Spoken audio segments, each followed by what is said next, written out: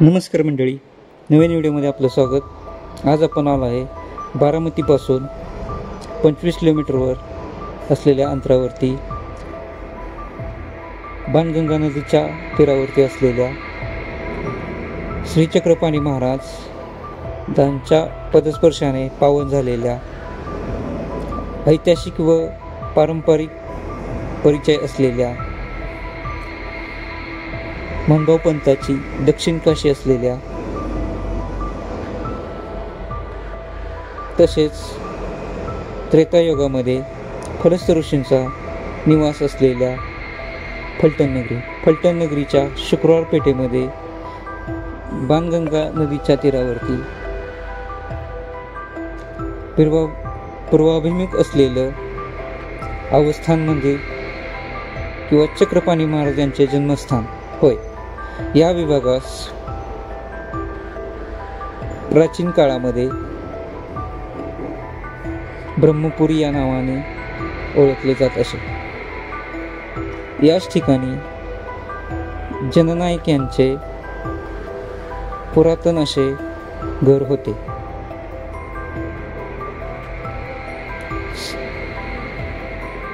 कराडे कुळामध्ये जन्मलेले राजनाईक यांना 2 पुत्र होते.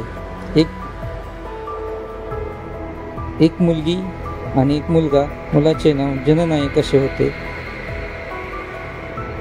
जननायक यांचा विवाह जनकाईसी यांच्याशी झाला. बराचसा काळ उलटला तरी जननायक आणि जनकाईसी यांचा पुत्रप्राप्ती झाली नाही. म्हणून जनकाईसी यांच्या बहीण रंभाईसा यांच्याशी जननायक यांचा दुसरा विवाह करण्यात आला. तरी पण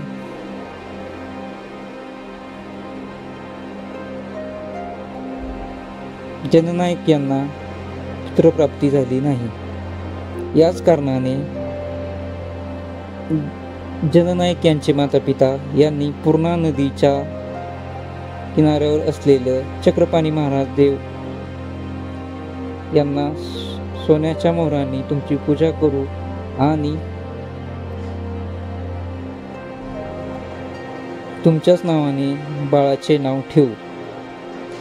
याच कारणाने जनकाईसी यांचे माता पिता यांनी देखील चंद्र नामक देवाच्या चाकण स्थित असलेल्या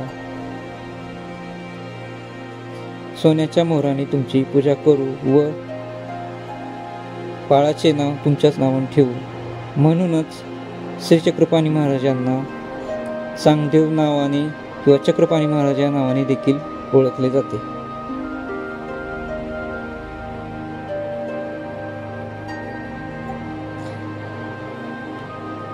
बराचसा काळ उलटला तरी देखील यांना देखील पुत्रप्राप्ती झाली नाही. म्हणून त्यानंतर अश्विन शुद्ध नवमीला श्री चक्रपाणी महाराज यांनी जननायक आणि जनकाईसा यांच्या उदरात अवतार धारण केला. चक्रपाणी महाराज हे मनभाव पंथाचे तिसरे श्रीकृष्ण म्हणून देखील ओळख आहे. मनभाव पंथामध्ये पंच श्रीकृष्णांच्या पूजा केली जाते.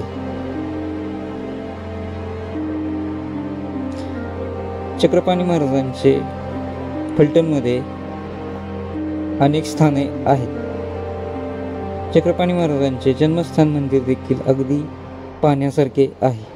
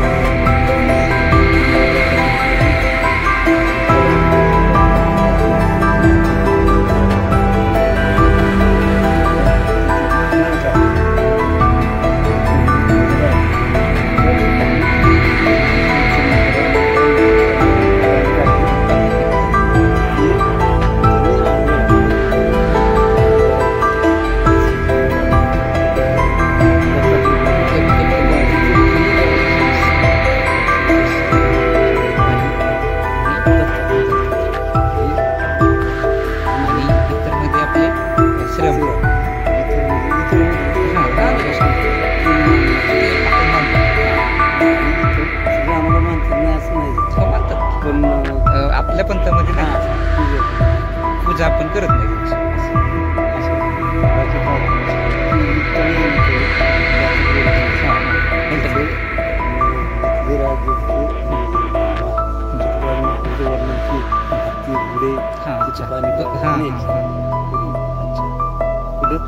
तळ्यामध्ये बांधले आत्ता ते चालू केले. दंडवत प्रणाम. आपल्या सर्वांना व्हिडिओ कसा वाटला नक्की सांगा. चक्रपाणी महाराजांचे दर्शन घेऊन आपण आता आपल्या व्हिडिओला समाप्त करत आहोत. व्हिडिओमध्ये काही चुका झाली असतील तर मित्रांनो किंवा मंडळींनो सर्वांना विनंती आहे की क्षमा असावी. तर व्हिडिओ कसा वाटला नक्की सांगा.